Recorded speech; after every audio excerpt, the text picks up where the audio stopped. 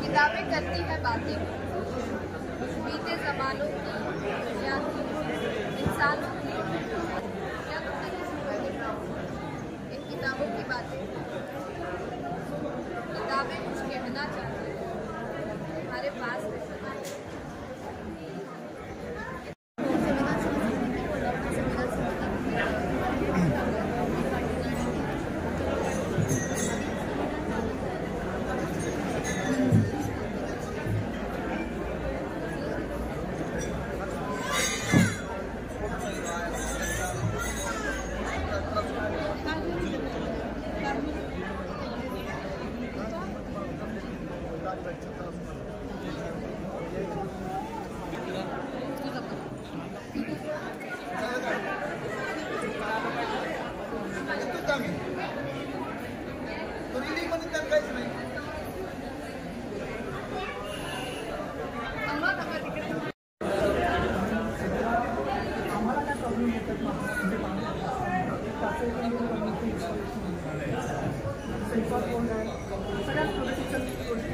अभिव्यक्ती नाही अशा पद्धतीचे भावी पत्रकारांना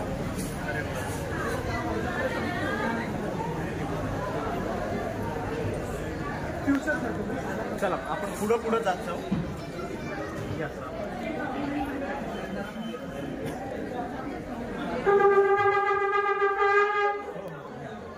या थोडं पुढं आपण वाह वाह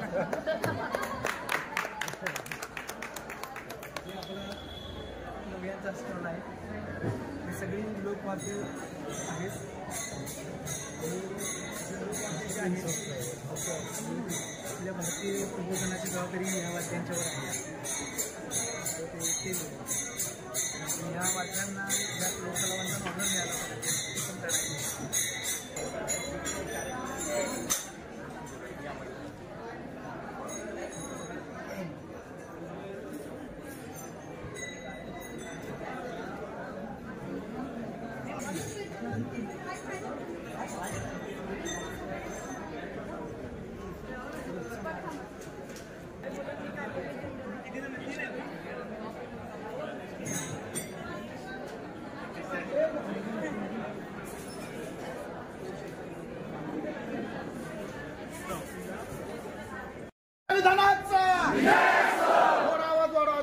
भारतीय संविधानाचा डॉक्टर बाबासाहेब आंबेडकरांचा महात्मा ज्योतिबा फुलेंचा श्री शाहू महाराजांचा सावित्रीबाई फुलेंचा समाज नायकाचा सत्याभिलाषचा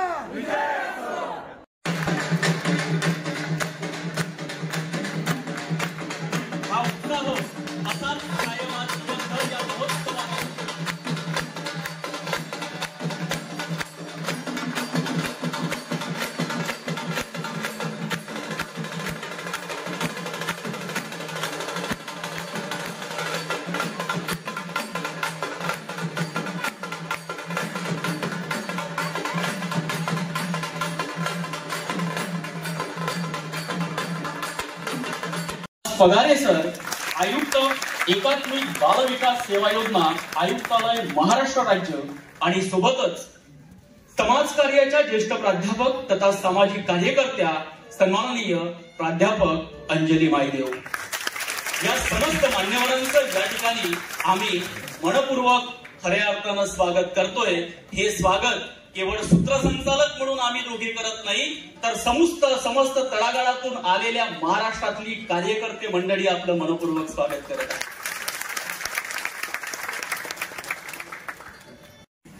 समग्र भारताचं दर्शन घडवलं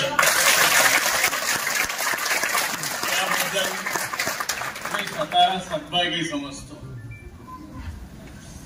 या संस्थेने सुरू केलेलं जे काम आहे याच्याबद्दल तर मी माझ्या भाषणामध्ये बोलणारच आहे. पण या सभागृहामध्ये माझी शेकडो भाषणं झालेली आहेत, पण इतका संपूर्ण भरलेला हॉल मी माझ्या आयुष्यात पहिल्यांदाच पाहतो. आभार मानतो. सगळ्या कार्यकर्त्यांचा हा सफर आहे. मनपूर्वक धन्यवाद सर. यानंतर या ठिकाणी मी आमंत्रित करतोय, ज्या नावाला आपण वगळलं तर आपला महाराष्ट्रात पूर्ण होऊ शकत नाही. लेखणीमध्ये आणि विचारांमध्ये काय ताकद असते, समाज कसा उभा राहू शकतो, त्याचं मूर्तिमंत उदाहरण, कीर्तिवंत उदाहरण आपल्या समोर आहे डॉक्टर रावसाहेब कसबे सर. मला वाटतं जोरदार टाळ्या होत्या. आजच्या कार्यक्रमाचं उद्घाटनीय अगदी थोडक्यात सुरुवातीला 2 मिनिटं या समता महोत्सवाचं उद्घाटन झालं असं संबोधतील. मला वाटतं त्यापूर्वी गावामध्ये आला. अहो त्या मुंबईला काय बी नाही, मला माझं गावच परवडतंय. तुम्हाला जायचं असेल तर जावा त्या मुंबईला. मुंबईला काय नाही, मुंबईमध्ये रोजगार आहे, मुंबईमध्ये मेट्रो आहे, मुंबईमध्ये हायवे आहेत, मोठमोठाले रस्ते आहेत आणि म्हणतात मुंबईमध्ये काय नाही. काय नाही मुंबईमध्ये. अहो असं काय म्हणतात काय तुम्ही नेमकं, मुंबईमध्ये काय नाही असं का तुम्हाला वाटतंय? तुम्हाला ऐकायचंय का? सांगा की जरा. तुम्हाला ऐकायचंय का मुंबईमध्ये काय आहे की नाही? तुम्ही कुठून आले? पुणे, पाकिस्तान, धुळे. बरं, मुंबईच्या लोकांनी हात कैलाश पगारे और कोरो के सभी मंत्रों को स्वागत है. ये कितना शानदार सुबह है. समता महोत्सव 2025 का सेलिब्रेशन करना है. हम कोरो को समता फेलोशिप के 5 साल पूरे होने के जश्न मनाने के लिए यहाँ है। हम अपने प्रायोजकों, समर्थकों, कोरो के फेलोशिप टीम जो कुणाल लीड करता है और हमारे औद्योगिक साथियों को आभारी है। और दीवार को तोड़ दिया जो डिस्ट्रिक्ट करते हैं। फेलो महाराष्ट्र और राजस्थान में सक्रिय रहे हैं।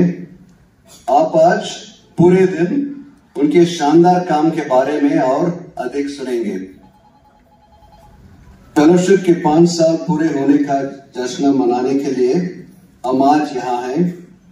ये लोकतंत्र, न्याय, स्वतंत्र, समता और बंधुत्व जैसे संवैधानिक मूल्यों पर आधारित सामाजिक परिवर्तन के बीच लक्ष्य का एक छोटा सा हिस्सा है। और हमेशा की तरह कोरो के कार्यक्रम में हम नाटक भी करेंगे।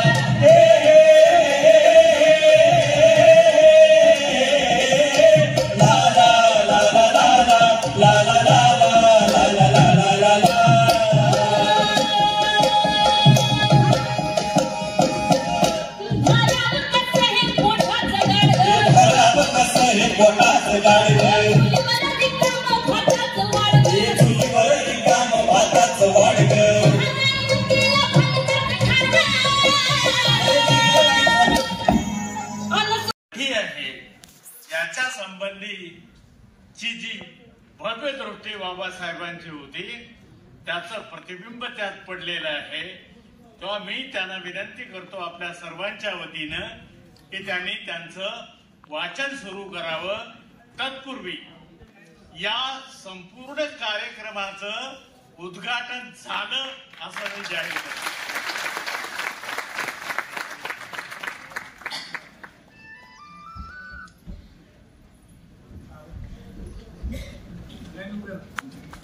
राज्य घडवण्याचा व त्याच्या सर्व नागरिकांस सामाजिक, आर्थिक व राजनीतिक न्याय, विचार, अभिव्यक्ती, विश्वास, श्रद्धा व उपासना यांचे स्वातंत्र्य, दर्जाची व संधीची समानता निश्चितपणे प्राप्त करून देण्याचा आणि त्या सर्वांमध्ये व्यक्तीची प्रतिष्ठा व राष्ट्राची एकता आणि एकात्मता यांचे आश्वासन देणारी बंधुता प्रवर्धित करण्याचा संकल्पपूर्वक निर्धार करून आमच्या संसदेत आज दिनांक 26 नोव्हेंबर 1949 रोजी याद्वारे हे संविधान अंगीकृत आणि अधिनियमित करून स्वतः परत अर्पण करतात। जय हिंद। त्यांना भूमिका घ्यावीच लागेल आणि मी खास करून बीबीसी मध्ये काम करतोय तर बीबीसी मध्ये पण सातत्याने आम्हाला या गोष्टीवरती भर दिला जातो की आपण न्यूट्रल राहायचं। तर मग मी स्वतः आमच्या ट्रेनिंगच्या वेळेस लंडनच्या आमच्या ट्रेनरला विचारलं की तटस्थ राहायचं म्हणजे आपण काहीच भूमिका घ्यायची नाही का की आपल्या आजूबाजूला घडतंय त्याच्यावरचं। तर म्हटलं असं नाही, जी ह्युमॅनिटीच्या विरोधात ज्या गोष्टी होत असतील त्याच्या विरोधात आपण भूमिका घ्यायची, त्या संदर्भात भूमिका घेणं हे आपलं कर्तव्यच आहे, तो आपल्या जर्नलिझमचा भाग आहे। तर आपल्याकडे गेल्या 50-60 वर्षामध्ये आम्हाला ट्रेनिंग देत असताना तटस्थतेच्या नावाखाली हे सांगितलं की आपण भूमिका घ्यायची। तर माध्यमांना सुद्धा भूमिका घ्यावी लागेल, आम्हाला भूमिका घ्यावी लागेल, तरच आपण संवैधानिक मूल्यांचं संरक्षण करू शकतो। आणि तर ही जी मूल्य आहेत, जे ह्युमॅनिटेरियन व्हॅल्यूज आहेत ती हेच आहेत, स्वातंत्र्य, समता, बंधुता आणि न्याय। मला असं वाटतं की या सगळ्या गोष्टींच्या अनुषंगाने आपण पुन्हा एकदा एक इंट्रोस्पेक्शन आपलं आपण केलं पाहिजे आणि रिव्ह्यू घेतला पाहिजे की आता आपण जे करतोय त्याच्यात वेगळ्या पद्धतीने कसं करू शकतो। तर मला वाटतं की ह्या सगळ्या गोष्टीतून आपण पुढे जाऊ शकतो आणि जसं मी सांगितलं तसं की लढत राहणं याच्याशिवाय पर्याय नाही, पण त्या लढण्यासाठी पण आयुध कुठली वापरायची याच्यावरती आपण विचार करतो. धन्यवाद. थँक्यू. पुस्तक वाचून सत्याचे प्रयोग वाचून मी आंदोलन उपोषण याच्यामध्ये आलो आणि त्यानंतर मग डॉक्टर बाबासाहेब आंबेडकरांचं जे जाती व्यवस्था निर्मूलनाचं पुस्तक आहे ते वाचून मग मी जात सोडली. त्यावेळेस हा माझा प्रभाव झाला. गौतम बुद्ध यांचं ज्यावेळेस मी वाचन केलं आणि त्याची मालिका बघितली त्या मालिकेमधनं जे दुःख किंवा जे लोकांचे दुःख बघून ज्या पद्धतीने कार्य करायचं त्यामधनं माझा एक मानवाधिकार कार्यकर्ता जागा झाला आणि आज महाराष्ट्रामध्ये अनेक ठिकाणी मानवाधिकार कार्यकर्ता म्हणून कार्य करतो. पण त्या अनुषंगाने माहिती अधिकार टाकतो त्यामुळे मला माहिती अधिकार कार्यकर्ताच म्हणतात. समता फेलोशिप मध्ये मी जनजागृतीच्या माध्यमातून श्यामसुंदर सोनार महाराज यांचं कीर्तन भगवंत मंदिरात ठेवलं. त्या माध्यमातून सुभाष वारे सर असतील किंवा असीम सरोदे असतील यांची सगळ्यांची व्याख्यानं बार्शी तालुक्यामध्ये कॉलेजेसमध्ये करून तरुण मुलं जोडण्याचा प्रयत्न केला. मेधाताई पाटकर यांचं प्रेस कॉन्फरन्स घेऊन ज्या पद्धतीने बार्शीमध्ये दहशत जास्त आहे, खोटे गुन्हे दाखल करणं, त्यांना मारहाण करणं किंवा त्यांना उद्ध्वस्त करणं असे राजकीय लोकांकडनं केलं जातं. त्या माध्यमातून आवाज उठवण्यासाठी मेधाताई पाटकर असो किंवा इतर मान्यवर असो त्यांच्याकडनं बळ घेऊन आम्ही पुढे आलो आणि अशा पद्धतीने व्याख्यान याच्या मार्फत आम्ही पुरोगामी विचार तिथं पुढे नेण्याचा प्रयत्न केला.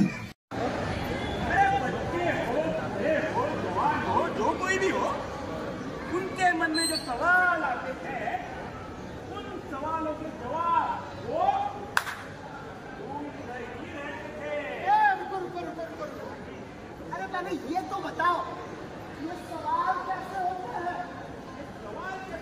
हैं? हाँ, ये सवाल ऐसे होते थे कि भाई साहब ये आजकल के जमाने में ये मानवीय मूल्यों की बात जैसे एक दिन डिसाइड करके हमें क्यों करनी पड़ रही है? सवाल ऐसे होते थे कि हम सलाहें क्यों बनाते हैं? सवाल ऐसे भी होते हैं कि यार आजकल देश में इतने दंगे फसाद क्यों हो रहे हैं? सवाल ऐसे होते हैं कि सिर पे बाल ही क्यों उठते हैं? और सवाल ऐसे भी होते हैं कि यार रोज रोज हमें स्कूल क्यों जाना पड़ता है? हरियाली इधर उधर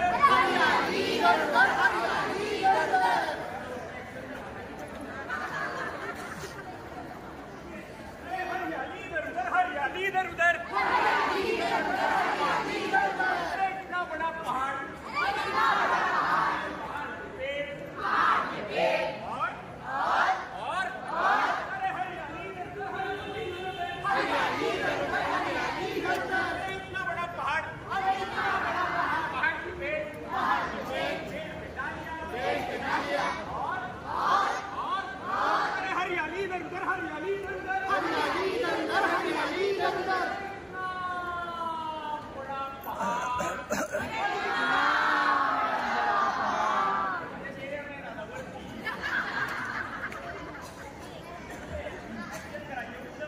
जागा करा. ठीक आहे. इथून मुला कोण आहात? सांग पण आठवा. पुढची लोक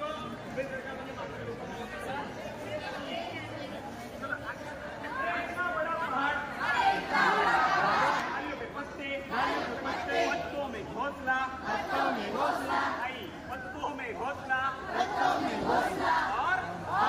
और हरियाली इधर उधर हरियाली इधर उधर इतना बड़ा पहाड़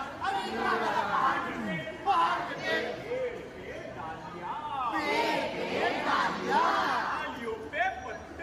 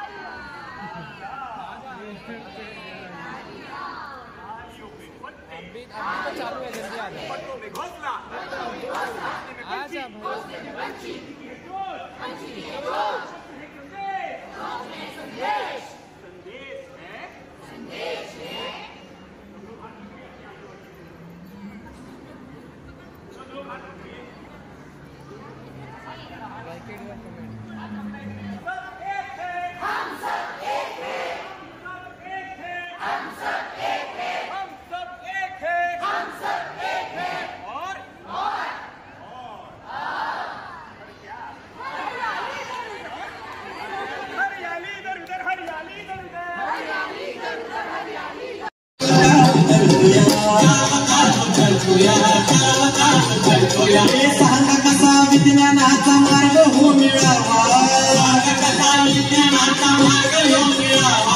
एकतेचा झेंडा कसा हातून धरावा, सांगताना रे माणसाला जोडणारा रंग कसा दिसतो, सांगताना रे माणसाला जोडणारा रंग कसा दिसतो, सांगताना माणसाला जोडणारा रंग कसा दिसतो, सांगताना या माणसाच्या रंगाला जर आम्हाला शोधायचं तर आम्हाला काय करावं लागेल? माझ्या शिवबाचा विचार माय देश देशी बोला, माय देश देशी शिवशाही खेडोपाडी शिवशाही माय देऊया, माझा सिंहाचा विचार माय देश देशी बोला, माय देश देशी लोकशाही खेडोपाडी लोकशाही माय देऊया, अन पेरूया बुद्धाचं बीज,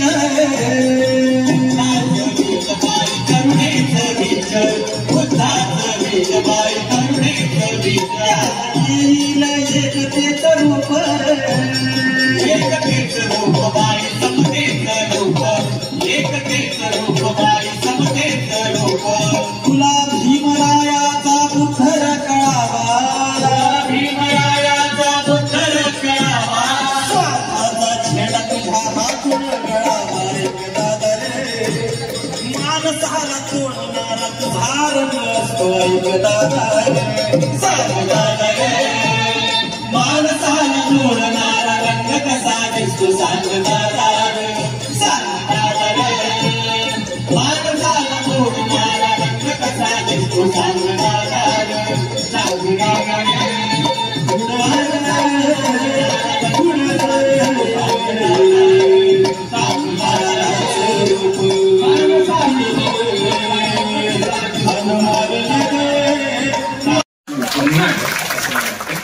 आणि हे आश्वासक चित्र आहे. म्हणजे मी ज्यावेळेस पुण्या मुंबईत असतो ना त्यावेळेस मला सतत कानावर येतं खूप अवघड परिस्थिती झाली. मी नगरला जातो, आमचे अरुणाबा जाधव भेटले, जोरात काम चाललेलं असतं, का कुठेतरी भिडत असतात, आंदोलन सुरू असतं. आमच्या नगरमध्ये संध्या मेढे वगैरे, भैरवनाथ वाकडे ही मंडळी आहे, कोरोची अनेक मंडळी काम करताना दिसतात. मला असं वाटतं की असं काही नाहीये, हे आहे अवघड आहे. म्हणजे आपण साहित्यात वाचलेलं आहे की मस्तवाल बैलाला पराणीने सरळ करणारी आपली जमात आहे, आपण त्या ह्याच्यातून आलेलं आहे आणि संघर्ष पाचवीला पोहोचलेला. आपल्याला ते काय झालं की आपण एका कम्फर्ट झोन मध्ये गेलो आणि मग तो कम्फर्ट झोन आपला हल्ला गेला आणि मग आपल्याला असं वाटतं की आता सगळं भयंकर झालंय, आता हे कसं होईल. तर तो कम्फर्ट झोन हल्ला गेलाय, परिस्थिती बिकट आहे, हे पुन्हा पुन्हा आपण सांगण्याची गरज नाही, आपल्याला सगळ्यांना माहिती आहे. पण मला एक दिसतं ते म्हणजे आपल्याला हे करणं शक्य आहे. मी मगाशी सुप्रिया सोनारांना पण म्हटलं की इतके लोक संविधानाच्या मुद्द्यावरती येणं आणि महाराष्ट्राच्या कानाकोपऱ्यातून येणं ही सगळ्यात मोठी आश्वासक बाब आहे. म्हणजे सध्याच्या काळात खूप मोठी गोष्ट आहे. त्यामुळे आपण जी काळजी करतोय त्या काळजीला ही एक आश्वासक गोष्ट आपण काय मनात ठेवली पाहिजे की आपल्याला शक्य आहे, संविधानाची मूल्य जपणं शक्य आहे. लोकसभेच्या निवडणुकीच्या निकालात आपण पाहिले की संविधान हा किती महत्वाचा विषय होऊ शकतो आणि मग नंतर तिथं हात घालताना 10 वेळा विचार सत्ताधाऱ्यांकडून होतो. तर याचा अर्थ असा आहे की संविधान या देशामध्ये महत्वाचं मानलं जात आहे, बहुसंख्य वर्ग तो मानतोय. पण मग आपल्या पुढे काय आहे ते चॅलेंजेस काय. आपण पाहतोय की महाराष्ट्रामध्ये गेल्या काही दिवसांमधली परिस्थिती आपण पाहतोय की प्रत्येक घटनेमध्ये आपल्याला संविधानाची मूल्य पायदळी तुडवताना दिसते. म्हणजे अगदी मणीच्या ग्रामपंचायतीने केलेला ठराव असेल, सरळ सरळ संविधान विरोधी असा ठराव कसंच करू शकतो. म्हणजे जो ठराव त्यांनी केलेला आहे त्याच्यावरती खरं तर गुन्हा दाखल व्हायला पाहिजे होता त्या व्यक्तीवरती, तो झाला नाहीये. आणि मला माहित नाही आता यात्रेमध्ये काय परिस्थिती आहे, पण मुस्लिम दुकानदार पुढे आलेलेच नाही. बरं, त्याच्यावरती माध्यमातून ज्या पद्धतीची त्या मुद्द्यावर येतो मी माध्यमांच्या, ती झालेली नाहीये. तर हे सगळे जे संविधानिक मूल्य पायदळी तुडवताना दिवसा उजेडी आपल्याला दिसत आहेत, ही वस्तुस्थिती आहे आणि आपल्याला याला सामोरं जायला. जो आणखी एक मुद्दा मला या निमित्तानं महत्वाचा वाटतो तो म्हणजे आपल्याला सगळ्यांना माहिती झालंय की आपण यासाठी काय करायला पाहिजे आणि आपण वेळोवेळी कोरो असेल किंवा इतर संस्था असेल, वेगवेगळ्या संघटना असतील, हे काम करतात. म्हणजे राजवैभव सारखा मुलगा एक एकांडा शिलेदार म्हणून कोल्हापूर आणि पश्चिम महाराष्ट्रामध्ये संविधानाची मूल्य पोहोचवताना दिसतो. आपले सगळे फेलोज हेच काम करतात. हे अत्यंत प्रभावीपणे चाललेलं काम आहे. पण मला असा प्रश्न पडतो की असं असताना आपणच नाही तर गेल्या आपल्या 2 पिढ्या याच पद्धतीचं काम करताना दिसत आहेत की जी संविधानाच्या मूल्यावरती ती रुजली कशी पाहिजे आणि ती आपल्या अंगी बाणवून आपल्या रोजच्या जीवनात ती कशी आली पाहिजे त्याच्यावरती आपण महत्वाचं आहे. तोपर्यंत त्यांच्या डोक्यामध्ये संविधानाचं महत्व शिरणार नाही आणि म्हणून मग संविधानाला पायदळी तुडवल्यानंतर पण जी प्रतिक्रिया यायला पाहिजे जनसमूहामधून मोठ्या प्रमाणात ती येत नाही. एक तर काय की बऱ्याच जणांची धारणा अशी की संविधान हे काहीतरी फक्त दलित आणि आदिवासींसाठी आहे. हे तर आता तुम्ही सगळे संविधानासाठीच ग्राउंड लेवलला काम करणारे आहे, तुम्हालाही वेळोवेळी हा अनुभव येत असेल. याच्यामध्ये आपण काही प्रमाणात कुठेतरी कमी पडलं इतक्या वर्षात. दिवसभर भरपूर गाणी तुम्ही ऐकणार आहात, वेगवेगळ्या कलापथकांकडनं ऐकणार आहात. त्यामुळे ही सुरुवातीची देशाची एकतेची जी काही मोठ आहे ती बांधण्यासाठी नवयान महाजलसा आणि आम्ही गोंधळी आपल्या समोर उभे आहेत. एका सर्व कलावंतांसाठी या लोककलावंतांसाठी एका सर्वांनी कौतुक करावं अशी अपेक्षा करते. सर्वांना अभिवादन करण्यासाठी आहे. जय भीम म्हणजे तुम्ही आम्ही जिवंत असण्याची साक्ष आहे. त्यामुळे जय भीम तो काळजाच्या देठातून आला पाहिजे, बेंबीच्या देठापासून आला पाहिजे. जय भीम. कोरो आणि समता फेलोशिपच्या सर्वांचं आणि सर्व मान्यवरांचं या ठिकाणी आम्ही स्वागत करतो. आणि संविधानावरील एक गीत या ठिकाणी सादर करण्यापूर्वी एवढंच सांगतो की या देशातल्या सगळ्या विषमतांना नकार देत, सर्व प्रकारच्या द्वेष भावनेला नकार देत, समतेचं गाणं गात, हिंसेला विरोध करत भारतीय संविधानाचा सरनामा हाच आमचा जाहीरनामा या भूमिकेतून हे पहिलं गीत आम्ही तुमच्यासमोर सादर करीत आहोत.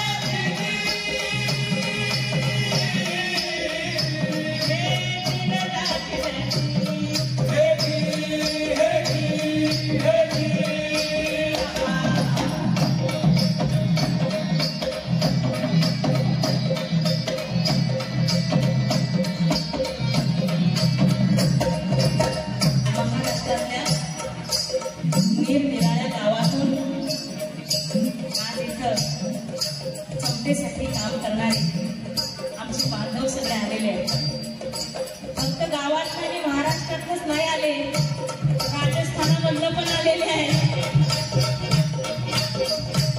आमची निरनिराळी गावं, आमची निरनिराळी गावं, खानपान अनेक पेहरावं, कोसा कोसावरती बदलतो या भाषेचा चेहरावं. मातीचा रंग निराळा,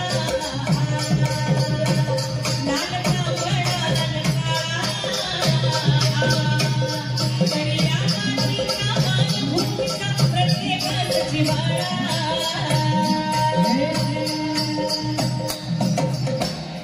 ही माया जपून बोरी पोटाशी कवटाळून धरी करावा माणसाचा सन्मान जगबंधू भावान.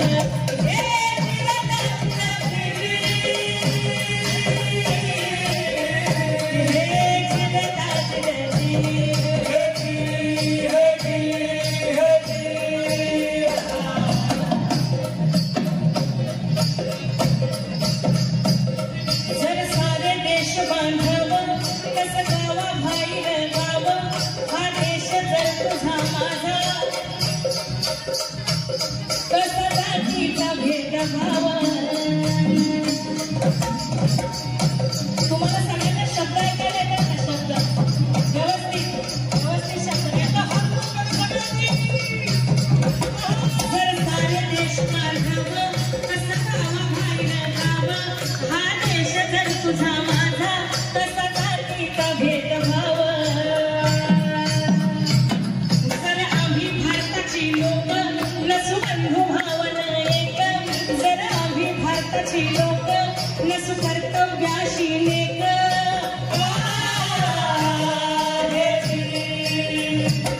असं कसं मी नागरिक, हे राष्ट्र कसं बनावन सांगून गेले जोटी रावण. एकमय लोकान सब बंधू भावान.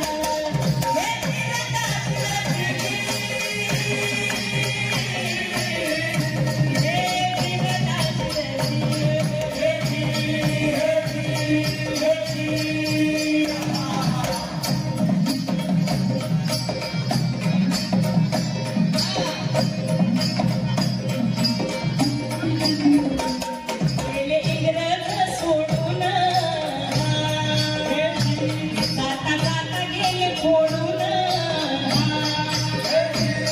जंगलीत पेटून राजा मी आपसात घेतलं झोडून. असा गुलामीतला देश स्वतंत्र केला लढून. त्या हो बलिदानाची आपण आपली संधी हात जोडून. जे जे अभी कागज दिखाओ ऐसा बीच में कुछ आया था ना,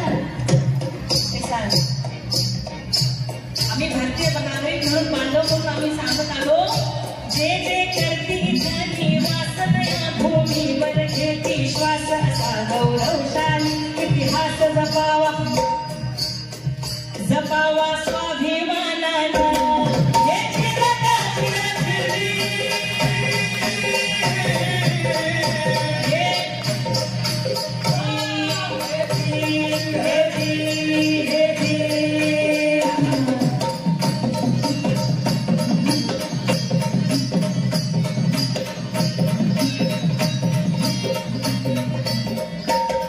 देशात दुसरा एक देश, जातीचा पांघरून देश, जगतो कुंपण बांधून, त्याच्या हाती गुलामी फास.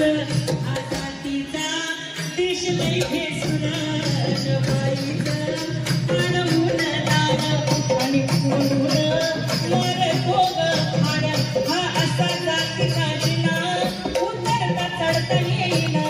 जातीच्या नुसार काम, धर्माच्या नुसार काम, शिवसेवेचा विचार, दलितांच्या मातीची टाळ.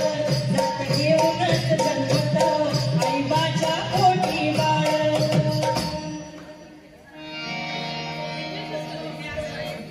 नव्या महाराष्ट्राची अशी भूमिका आहे. घरात